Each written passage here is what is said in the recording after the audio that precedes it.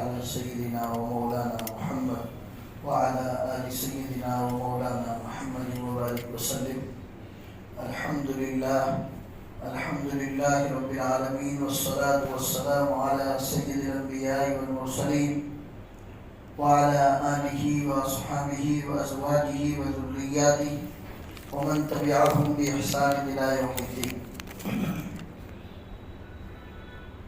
أعوذ بالله من الشيطان الرجيم. بسم الله الرحمن الرحيم.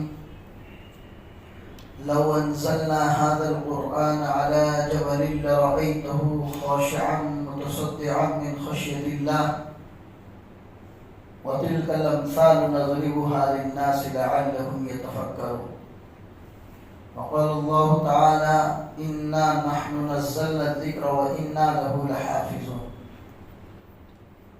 وقال عليه الصلاة والسلام: من قرأ القرآن فاستظهر فحل حلاله وحرم حرامه أدخله الله الجنة وشفعه في 10 من أهل بيته كلهم قد وجبت لهم النار. صدق الله العظيم وصدق رسوله النبي الكريم، ونحن على ذلك لمن الشاهدين والشاكرين، والحمد لله رب العالمين. میرے محترم دینی بھائیوں، اللہ تبارک و تعالیٰ کا لاکھوں کروڑوں کرم اور احسان ہے کہ اس نے ہم سب کو اسلام جیسے عظیم دولت سے نوازا، اور اس اسلام پر زندگی گزارنے کے لیے قرآن جیسے عظیم کتاب اللہ نے ہم سب کو عنایت فرمائی. آج سے پہلے بھی دنیا کی قوموں کے پاس اللہ نے اپنی کتابیں اتاری تھیں. حضرت موسیٰ علیہ السلام پر توریت اتاری، ان کے بعد بنی اسرائیل برسوں تک اسی توریت پر عمل کرتے رہے. حضرت داؤد علیہ السلام پر زبور اتاری، حضرت عیسیٰ علیہ السلام پر انجیل اتاری، حضرت ابراہیم علیہ السلام پر چند صحیفے اتارے. مختلف آسمانی کتابیں اللہ تبارک و تعالیٰ نے اس کائنات کے اندر اتاری، لیکن کسی کتاب کی حفاظت کا وعدہ اللہ نے نہیں لیا. کوئی بھی کتاب اتارنے کے بعد اللہ نے یہ نہیں کہا کہ اس کتاب کی حفاظت ہم کریں گے. یہ قرآن ایک ایسی مقدس کتاب ہے جو نبی پاک صلی اللہ علیہ وسلم پر اللہ تعالیٰ نے 23 سال میں اتاری، اور اتنا ہی نہیں، وعدہ کیا: اِنَّا نَحْنُ نَزَّلْنَا الذِّكْرَ، ہم نے ہی اس قرآن کو اتارا ہے، وَإِنَّا لَهُ لَحَافِظُونَ، اور ہم ہی اس قرآن کی حفاظت کریں گے. تو اللہ نے اسلام جیسا پیارا مذہب عطا فرمایا، اس اسلام پر زندگی گزارنے کے لیے قرآن جیسے عظیم کتاب اور دولت عطا فرمائی. ایسی مقدس کتاب کہ 1444 سال پہلے رسول پاک صلی اللہ علیہ وسلم پر اتری، اور آج تقریباً 1500 سال کے قریب کا عرصہ گزر چکا. ایک لفظ، ایک حرف تو دور کی بات ہے، ایک نقطہ یا ایک شوشے کا بھی اس میں فرق نہیں آیا. یہ قرآن کا معجزہ ہے. ورنہ دنیا میں بڑے بڑے لٹریچر آئے ہیں، دنیا میں بڑے بڑے لٹریچر آئے، بڑی بڑی کتابیں لکھی گئی، لیکن ایک زمانے کے بعد ان کتابوں میں، ان لٹریچروں میں، ان بکس میں کہیں نہ کہیں کوئی کمی، کوتاہی، اضافہ اپنی طرف سے لوگوں نے کر دیا. توریت میں کر دیا، انجیل میں کر دیا، زبور میں کر دیا. آج بھی دنیا والوں کے پاس توریت یا انجیل جو ان کی شکل میں موجود ہیں، وہ اصلی شکل میں نہیں. وہ جو باتیں انہوں نے اپنی اچھی لگتی تھی ان باتوں کو رہنے دیا، اور جو باتیں ان کتابوں میں اتاری تھی جو ان کے خلاف جاتی تھی، ان کو ٹچ کرتی تھی، ان باتوں کو ان لوگوں نے نکال دیا. لیکن قرآن میں دنیا کی کوئی بھی طاقت چاہنے کے باوجود بھی یہ نہیں کر سکتی، کیونکہ ڈائریکٹلی اللہ نے اس کی حفاظت کا وعدہ کیا. اِنَّا نَحْنُ نَزَّلْنَا الذِّكْرَ وَإِنَّا لَهُ لَحَافِظُونَ. اس قرآن کو ہم ہی نے اتارا ہے اور ہم ہی اس کی حفاظت کریں گے. پھر اس قرآن کو سیکھنے سکھانے پر، اس کی تعلیمات جو بھی مضامین، جو بھی باتیں اس میں بیان کی گئی ہے، اس کو جاننے پر، اس کو عمل کرنے پر اللہ تبارک و تعالیٰ نے لاکھوں سے لاکھوں ثوابوں کا وعدہ کیا۔ چنانچہ روایتوں میں آتا ہے کہ قرآن ایک ایسی مقدس کتاب ہے، اس کو ہاتھ میں پکڑنا ثواب، اس کی طرف دیکھنا ثواب، اس کی تلاوت کرنا ثواب، بفہم و بغیر فہم، چاہے سمجھ کر پڑھو یا بغیر سمجھے پڑھو، اس کے ایک ایک حرف کے اوپر 10 نیکی۔ رسول پاک صلی اللہ علیہ وسلم نے صحابہ کو فرمایا قرآن کے ایک حرف پر 10 نیکی ہے۔ پھر صحابہ کو اور زیادہ سمجھانے کے لیے فرمایا کہ الف لام میم یہ ایک حرف نہیں ہے، بل الف حرف و لام حرف و میم حرف، کہ الف الگ حرف ہے، لام الگ حرف ہے، میم الگ حرف ہے، ہر حرف کے اوپر 10 نیکی۔ آپ نے الف لام میم پڑھا تو 30 نیکیاں گویا کہ آپ کے نامہ اعمال میں آ گئی۔ تو اس کو تلاوت کرنا ثواب، اس کو ہاتھ میں پکڑنا ثواب، اس کی طرف دیکھنا ثواب۔ کوئی اور تلاوت کرتا ہے، اس کے سن رہے ہیں، اس میں غور و فکر کر رہے ہیں، یہ تمام باتیں ثواب ہی ثواب۔ ایسی مقدس کتاب اللہ تبارک و تعالیٰ نے ہم سب کو عطا فرمائی، اور اسی میں ہم مسلمانوں کی تہذیب، تمدن، کلچر، یہ تمام چیزیں اللہ نے اسی قرآن مقدس کے اندر رکھی۔ آج کہیں نہ کہیں تہذیب میں، کلچر میں، تمدن میں کمی آ رہی ہے، یا ہم لوگ آگے بڑھنے کے بجائے ریورس جا رہے ہیں، تو ہمیں اپنی ذات میں غور و فکر کرنے کی ضرورت ہے کہ جس مقدس کتاب کے ساتھ تمام قوموں کی ترقی اور تنزل وابستہ ہے، کیا وہ قوم اس قرآن کے ساتھ لگی ہوئی ہے کہ نہیں؟ ہمیں اپنے گریبان میں جانچنے کی ضرورت ہے، ورنہ آپ تاریخ اٹھا کر دیکھ لیجیے، محمد رسول اللہ صلی اللہ علیہ وسلم کے زمانے سے لے کر ہمارے اس زمانے تک 1450 سال کا ایک لمبا عرصہ ہے۔ ان عرصوں میں مختلف قومیں آئیں، ایسی ایسی اسلامی طاقتور، ایسی اسلامی سلطنت اور بادشاہتیں اللہ نے مسلمانوں کو عطا فرمائی، اور ایسا زمانہ بھی آیا تاتاریوں کا، جنہوں نے ایک ہی صف کے اندر مسلمانوں کو کھڑے کر کے مولی اور گاجر کی طرح کاٹ دیا۔ تو تمام زمانے مسلمانوں کے اوپر آئے ہیں، ترقی کے زمانے بھی آئے ہیں، تنزل کے زمانے بھی آئے ہیں۔ دونوں زمانوں کا آپ مطالعہ کریں گے، غور و فکر کریں گے اور تاریخ کو پڑھیں گے تو پتہ چلے گا جب یہ مسلمان قوم قرآن اور اس کی تعلیمات سے وابستہ رہی، اللہ نے اس کو ترقی کے مناروں کے اوپر بٹھا کر رکھا، اور جب یہ قوم قرآن کو یا اس کی تعلیمات کو پس پشت ڈال دیا، اپنی ذات کو، اپنے چہرے کو قرآن کی تعلیم سے پھیر دیا، اللہ تبارک و تعالیٰ نے ذلت کے ایسے گھڑے کے اندر ان کو ڈالا کہ دنیا کی کوئی طاقت پھر ان کو عزت نہیں دے سکی۔ یہ تاریخ 1450 سال کی تاریخ اسی بات کو بتاتی ہے۔ قرآن کے ساتھ اپنے تعلق کو مضبوط کرنے کی ضرورت ہے میرے بھائی۔ تعلیمات قرآن، یہ مقدس کتاب، کبھی آپ بیٹھیے اس قرآن کے پاس اور کبھی اس کو سمجھنے کی کوشش کیجئے کہ میرا اللہ کس طریقے سے اپنے بندوں سے گفتگو کرتا ہے۔ روایتوں میں آتا ہے نبی پاک صلی اللہ علیہ وسلم ایک آیت پڑھتے ہوئے پوری رات نکال دی تھی۔ نماز میں کھڑے ہوئے 2 رکعت پڑھنے کا ارادہ تھا، لیکن جب یہ آیت آپ کی مبارک زبان پر آ گئی، اس آیت کو پڑھتے رہے، اس میں غور و فکر کرتے رہے، پوری رات نکال دی۔ آیت تھی ان تعذبهم فانهم عبادك وان تغفر لهم فان الله عزیز حکیم۔ اے اللہ ان بندوں کو اگر تو عذاب دے گا تو تیرے بندے ہیں، تو جو چاہے کر سکتا ہے، اور اگر تو معاف کرے گا تو تو بڑا زبردست ہے، بڑا زبردست حکمت والا ہے۔ اسی آیت پر حالانکہ آپ صلی اللہ علیہ وسلم معصوم تھے، آپ تو بخشائے تھے، آپ سے گناہ ہونا تو دور کی بات ہے، اللہ نے تو یہ تک فرما دیا تھا یا محمد اگر ہلکی چوک بھی کہیں پر ہو گئی ایڈوانس میں اللہ نے معاف کر کے رکھا ہے، بخشائے تھے آپ تو، پھر بھی کس آیت پر غور و فکر کر کے پوری رات نکال رہے ہیں؟ ان تعذبهم فانهم عبادك، اے اللہ اگر آپ ان کو عذاب دیتے ہیں آپ ہی کے بندے ہیں، آپ جو چاہے کر سکتے ہیں، وان تغفر لهم، اور اگر آپ انہیں معاف کر دیتے ہیں یہی آپ کو شوبھا دیتا ہے، اس لیے کہ آپ حکمت والے بھی ہیں، آپ زبردست قدرت والے بھی۔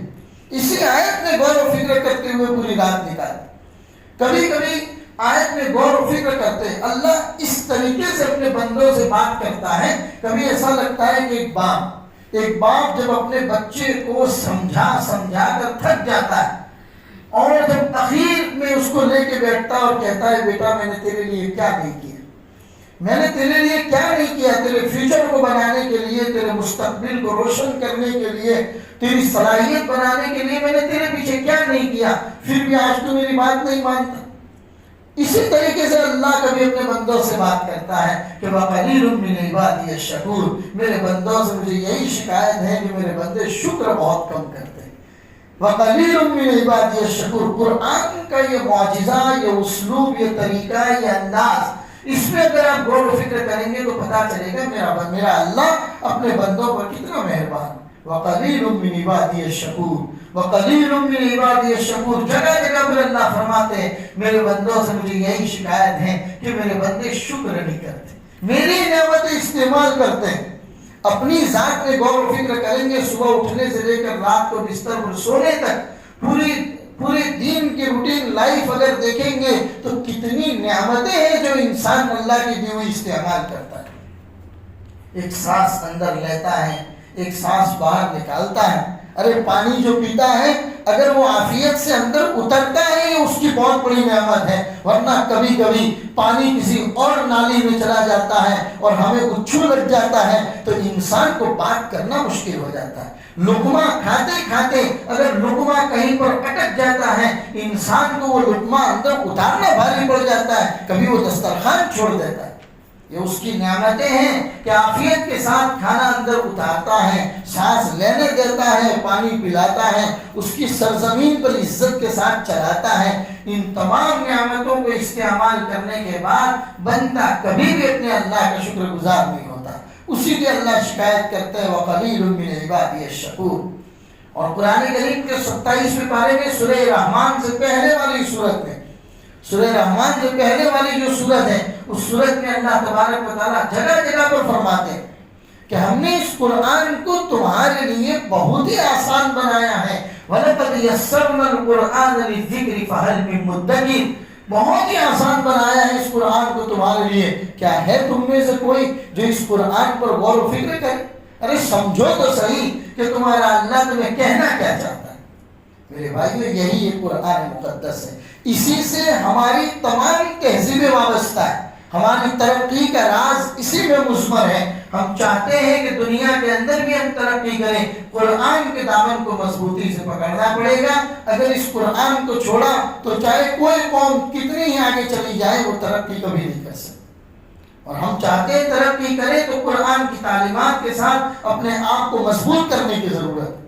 نبی پاک صلی اللہ علیہ وسلم ایک صحابی عقبہ بن عامر رضی اللہ تعالیٰ عنہ فرماتے ہیں کہ ہم مسجد نبوی میں صفہ پر بیٹھے ہوئے تھے، ایک چبوترا تھا مسجد نبوی کے اندر جس کو اصحاب صفہ کا چبوترا کہا جاتا تھا، اسی چبوترے کے اوپر ہم بیٹھے ہوئے ہیں۔ رسول پاک صلی اللہ علیہ وسلم تشریف لائے اور تشریف لانے کے بعد آپ نے فرمایا کیا تم میں سے کوئی آدمی یہ چاہتا ہے کہ عقیق اور بدھان کے بازار میں جائے؟ یہ مدینہ کے اس زمانے کے بڑے مشہور بازار تھے۔ تو اللہ کے رسول نے فرمایا کہ عقیق اور بدھان کے بازار میں جائیں اور بہترین کاروبار کر کے آئیں، بغیر کسی کو دھوکہ دیے، بغیر کسی کو نقصان کیے، بغیر کسی پہ ظلم کیے، وہ بہترین 2 موٹی تر و تازہ اونٹنیاں کما کر نفع کے طور پر اپنے گھر پہ لے کر آئیں۔ تم میں سے کوئی چاہتا ہے؟ تو صحابہ نے فرمایا یا رسول اللہ کون نہیں چاہے گا؟ تھوڑی سی محنت کے اندر آدمی اتنا بڑا نفع کما کر آ جائے کہ موٹی تازی اونٹنیاں۔ رسول پاک صلی اللہ علیہ وسلم اور قرآن کے اندر زیادہ تر اونٹ کی مثال بیان کی جاتی ہے، کیونکہ اس زمانے میں سرخ اونٹ ان لوگوں کے لیے وہی مرسڈیز تھی، وہی BMW تھی، سب سے بڑی چیز ان کے لیے وہی تھی، اس لیے اللہ ان کو اونٹ کے ذریعے مثال دے رہے۔ تم چاہتے ہو کہ تم بغیر کسی کو کوئی نقصان پہنچائے آسانی کے ساتھ شارٹ کٹ طریقے سے 2 موٹی تازی اونٹنیاں کما کر اپنے گھر پہ آؤ؟ تو صحابہ نے فرمایا یا رسول اللہ کون نہیں چاہے گا؟ حضور نے فرمایا تمہارا مسجد میں جانا اور قرآن کی 2 آیتوں کو سیکھنا 2 سرخ اونٹ سے بھی کہیں زیادہ بہتر ہے۔ پھر فرمایا 3 آیتوں کو سیکھنا 3 اونٹ کمانے سے کہیں زیادہ بہتر ہے، 4 آیتوں کو سیکھنا 4 اونٹنیاں کمانے سے کہیں زیادہ بہتر ہے۔ رسول پاک صلی اللہ علیہ وسلم نے اس طریقے سے مثال دے صحابہ کو قرآن کی سیکھنے کی تعلیم دی، اور پھر فرمایا یاد رکھو خیرکم من تعلم القرآن وعلمہ، تم میں سے سب سے زیادہ بہتر وہی لوگ ہیں جو قرآن کو سیکھتے ہیں اور دوسروں کو سکھاتے ہیں۔ ہم نے اپنی زندگیاں کہاں گزار دی میرے بھائی؟ شرم آتی ہے جب معصوم سے بچے اپنی پیاری زبان میں جب قرآن پڑھتے ہیں اور اپنی ذات پر غور و فکر کرتے ہیں تو افسوس ہوتا ہے 50 55 سال 60 سال کی زندگی گزار دی اور ہمیں صحیح طریقے سے قرآن پڑھنا نہیں ہے۔ ارے کم از کم 4 چھوٹی سی صورتیں جس کے ذریعے ہم اپنی نماز درست کر سکتے ہیں، کیا ہمیں وہ 4 صورتیں صحیح معنوں میں پڑھنا آتی ہے کہ نہیں آتی؟ وہ 4 صورتیں ہمیں یاد بھی ہیں کہ نہیں ہیں جس کی وجہ سے ہم اپنی نماز کو درست کر سکتے ہیں؟ لہٰذا میرے بھائی اس کی فکر کرنے کی ضرورت ہے۔ قرآن کو سیکھنے کا ایک ماحول پیدا کرنا چاہیے۔ ہماری اگر زندگی گزر گئی یا عمر کے اس مرحلے میں پہنچ گئے ہیں، حالانکہ سیکھنے سکھانے کی کوئی عمر نہیں ہے، نبی پاک صلی اللہ علیہ وسلم کی روایت کا مفہوم بیان کرتے ہیں اطلب العلم من المہد الی اللحد، علم حاصل کرنے کی کوئی عمر نہیں ہوتی، علم حاصل کرنے کی ابتدا گہوارے سے شروع ہوتی ہے اور قبر تک ختم ہوتی ہے۔ آپ گہوارے میں یعنی جس کو ہم گھوڑیاں بولتے ہیں، پالنا بولتے ہیں، اس پالنے سے آپ کے علم کو حاصل کرنے کی ابتدا ہوتی ہے اور قبر میں جانے تک آدمی علم حاصل کرتا ہے۔ اطلب العلم من المہد الی اللحد۔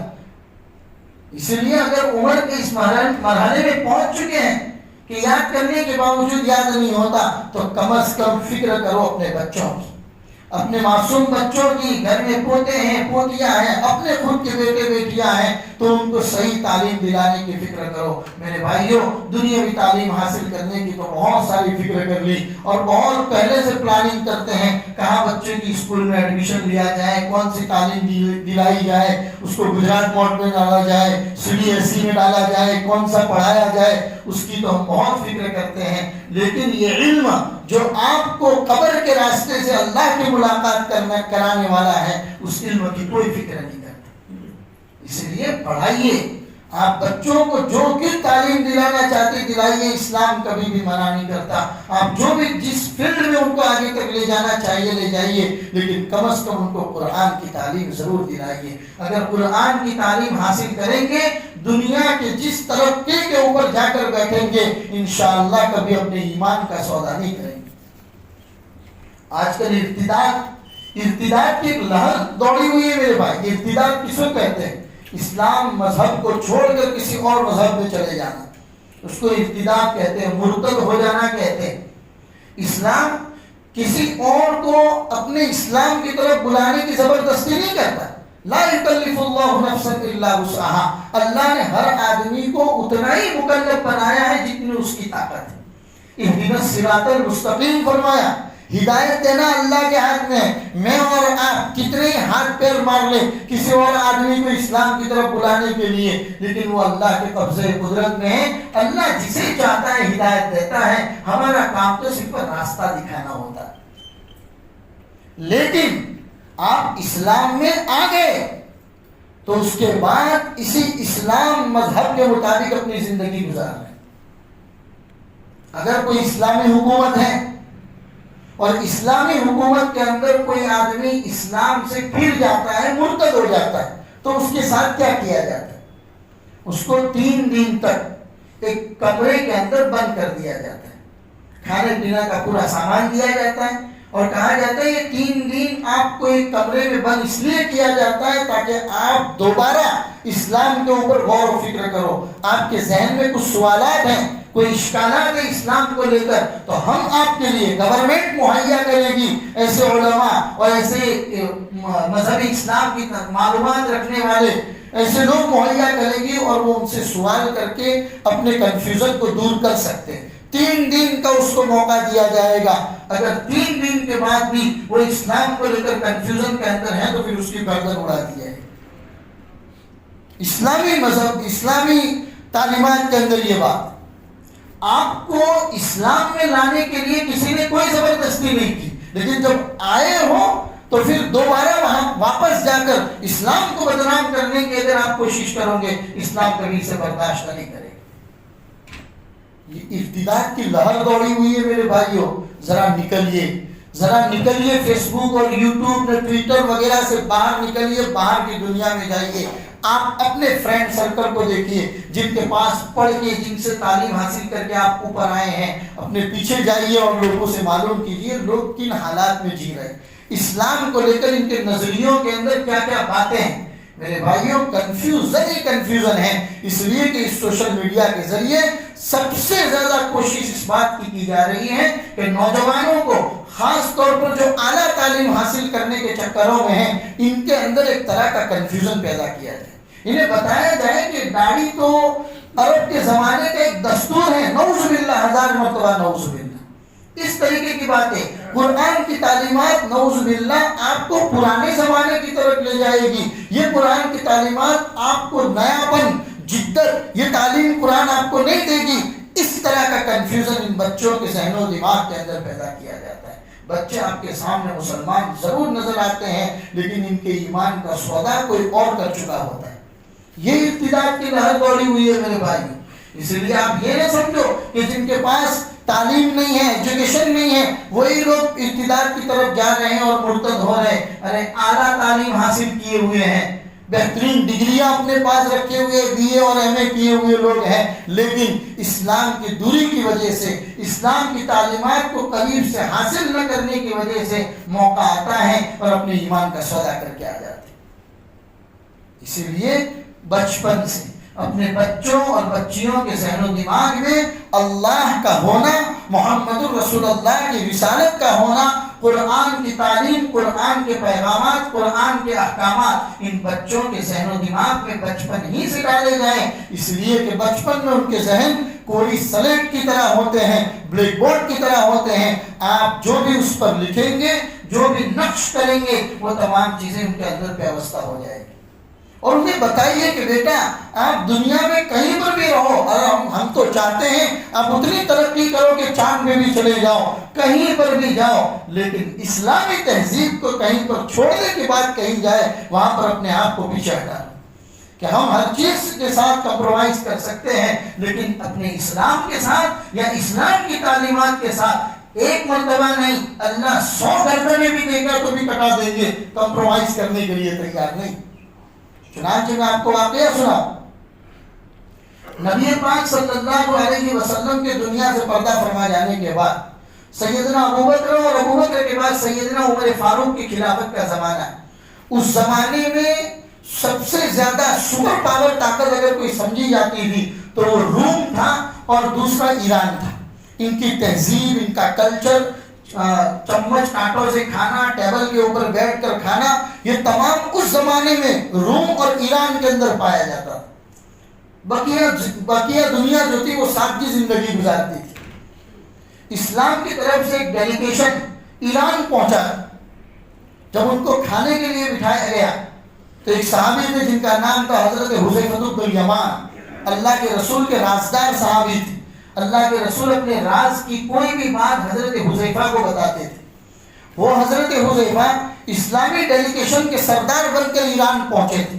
جب کھانے کے لیے بیٹھے، کھانا کھاتے ہوئے لقمہ ان کے ہاتھ سے گر گیا تو انہوں نے اس لقمے کو اٹھا کر صاف کر کے کھانا شروع کیا تو پڑوس میں بیٹھے ہوئے آدمی نے کوہنی ماری اور کہا کہ بھائی ہم اپنے گھر میں نہیں کھا رہے ہیں، ایک بڑی سپر پاور طاقت کے پنڈال میں بیٹھ کے کھانا کھا رہے ہیں، لہذا ہمیں یہاں کی تہذیب کو فالو کرنا چاہیے۔ انہوں نے کہا کیسی بات کرتے ہو، کیسی بات کرتے ہو؟ نبی پاک صلی اللہ علیہ وسلم نے جو اسلامی طریقے، جو تہذیب ہمیں سکھائی ہے، کیا ہم ان لوگوں کی وجہ سے اس تہذیب کو چھوڑ دیں؟ انہوں نے فرمایا اترکت سنت رسول اللہ صلی اللہ علیہ وسلم لہؤلاء الحمقاء، کیا میں ان بیوقوف، ان ایڈیٹس کی وجہ سے میں اپنے رسول کی سنت کو چھوڑ دوں؟ یہ کیسے ہو سکتا ہے میرے بھائی؟ کہتے ہیں کہ اس جذبے کے ساتھ حضرت حذیفہ بن الیمان نے اس بات کو کہا تھا کہ پورے کے پورے مجمع کے اوپر اس بات کا اثر پڑا۔ پتا چلا اسلامی تہذیب صرف بولنے کے لیے مدرسے میں بچوں کو صرف سکھانے کے لیے نہیں ہے، اس کو عملی زندگی میں پریکٹیکلی طور پر اپنے گھروں کے اندر بچوں کے ذہن و دماغ میں قرآن کی تعلیمات، محمد رسول اللہ کی سنت اور طریقوں کو پیوستہ کیا جائے، تاکہ وہ دنیا کے کسی بھی کونے میں چلے جائے، کبھی اللہ کے رسول کی سنت کے ساتھ وہ لوگ کبھی کمپرومائز نہیں کریں۔ آج ہم لوگ نہیں دیکھتے، شادی بیاہ میں جاتے ہیں یا کسی ٹورس وغیرہ میں جاتے ہیں، کتنے کھانے وغیرہ کا بگاڑ کرتے ہیں۔ حالانکہ پانی پوری کے لاری پہ جب پانی پوری کھانے کھڑے رہتے ہیں تو پلیٹ میں بچا ہوا پانی بھی پی جاتے ہیں۔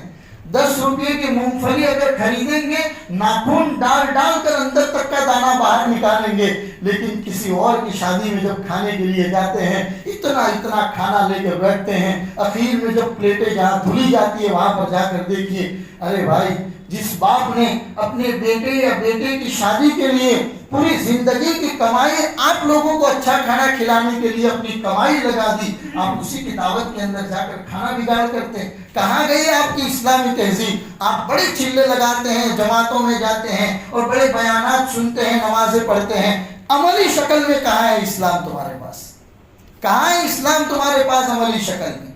میرے بھائیوں پسے پشت ڈال دیا، صرف بولنے کے لیے ہیں، بیانات سننے کے لیے۔ بڑا مزہ آیا، فلانا مول صاحب کا بیان سنا، انہوں نے یہ بتایا نے وہ بتایا۔ میرے بھائی تو نے اپنی عملی زندگی میں اس کو کتنا اپنا ہے؟ اسلامی تہذیب، طریقے پریکٹیکلی طور پر میرے بھائیوں ہماری زندگی میں لانے کی ضرورت ہے۔ اسلام زبان سے کہیں زیادہ آپ کو اپنی باڈی لینگویج سے لوگوں کو پہنچانے کی ضرورت ہے۔ اخلاق تو آپ پیش کیجئے لوگوں کے ساتھ، پھر دیکھیے کہ اسلام کس طریقے سے آتا ہے۔ اور یہ تمام چیزیں قرآنی تعلیمات میں پنہا ہے میرے بھائیوں۔ قرآن کی تعلیمات کو اپنی زندگی کا حصہ بنا دو۔ نبی پاک صلی اللہ علیہ وسلم نے فرمایا من قرأ القرآن فاستظہر فحل حلالہ وحرم حرامہ، جس آدمی نے قرآن کو سیکھا، عملی زندگی میں اس کو اپنایا، اس کے حلال کو حلال اور حرام کو حرام جانا، حل حلالہ وحرم حرامہ، اللہ تعالیٰ اس کو جنت میں داخل بھی کرے گا۔ وَشَفَّعَهُ فِي عَشَرَةٍ مِّنْ أَهْلِ بَيْتِهِ كُلُّهُمْ قَدْ وَجَبَتْ لَهُمُ النَّارُ، اس کو تو جنت میں داخل کرے گا ہی، اللہ مزید ایسے 10 آدمیوں کی سفارش کا اس کو حق دیں گے جن کے اوپر جہنم واجب ہو چکی ہو۔ اپنے خاندان کے ایسے 10 آدمی کہ جن پر جہنم واجب ہو چکی ہیں، ایسے 10 آدمیوں کی سفارش کا حق اللہ ان کو عنایت فرمائیں گے۔ اور قرآن بچوں کو جو سکھانے کی ہم بات کر رہے ہیں اس کے بارے میں رسول پاک صلی اللہ علیہ وسلم کی روایت ہے من قرأ القرآن وعمل بما فيه البس والداه تاجا يوم القيامة ذوقه احسن من ذوق الشمس، قرآن سکھا، اس پر عمل کیا، اس کی بات تو چھوڑیے، اس کے والدین کو اللہ ایسا تاج پہنائیں گے کہ جس کی روشنی دنیا کی سورج کی روشنی سے کہیں زیادہ ہو۔ جب والدین کے ساتھ اللہ یہ سلوک کریں گے، اس کو اتنا زبردست تاج پہنائیں گے، تو جو آدمی خود قرآن کے اوپر عمل کرنے والا ہے اس کے ساتھ اللہ تبارک و تعالیٰ کیا سلوک کریں گے میرے بھائی۔ لہذا قرآنی تعلیمات کو اپنی زندگی میں اپنانے کی ضرورت ہے۔ ہم الحمدللہ ایسے شہر میں رہتے ہیں کہ جن شہر کی تقریباً مسجدوں کے اندر قرآن، درس قرآن کے عنوان سے کہیں نہ کہیں مجلسیں، محفلیں لگتی رہتی ہیں، اور وہ محفلیں آدھا گھنٹہ، 20 منٹ، 25 منٹ کی مجلس ہوتی ہیں۔ کیا ہم لوگ ہفتے میں ایک مرتبہ، اپنے ہفتے میں ایک مرتبہ 20 منٹ 15 منٹ قرآن کے لیے نہیں نکال سکتے؟